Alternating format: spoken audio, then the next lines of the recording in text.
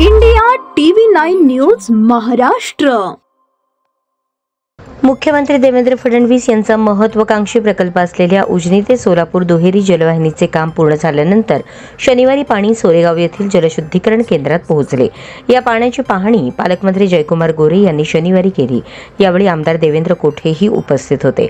पालकमंत्री जयकुमार गोरे याप्रसंगी म्हणाले, सोलापूरसाठी उजनी येथून दुहेरी जलवाहिनी बनवणे हे मुख्यमंत्री देवेंद्र फडणवीस यांचे स्वप्न होते। ते स्वप्न पूर्ण झाले। या कामाच्या पूर्तत्वासाठी सोलापुरातील स्थानिक लोकप्रतिनिधींनीही यशस्वी पाठपुरावा केला। या सर्वांचा परिणाम म्हणून सोलापूरला आणखी मोठ्या प्रमाणावर पाण्याची उपलब्धता झाली आहे।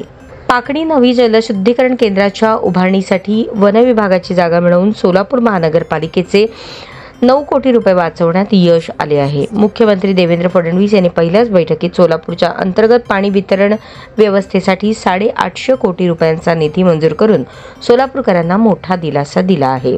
पाकणी जलशुद्धीकरण केंद्राच्या उभारणीचे काम वर्षभरात पूर्ण होणार आहे। त्यानंतर सोलापूरला दररोज पाणी पुरवठा करण्याची क्षमता निर्माण होईल, असेही पालकमंत्री गोरे म्हणाले।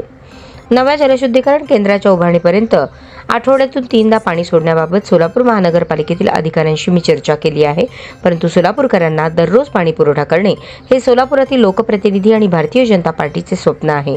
पंतप्रधान नरेंद्र मोदी असोत किंवा देवेंद्र फडणवीस असोत, दिलेला शब्द त्यांनी आजवर पाळलेला आहे। त्यामुळे सोलापूरकरांना दररोज पाणी पुरवठा करण्याचा शब्दही नक्कीच पाळला जाईल।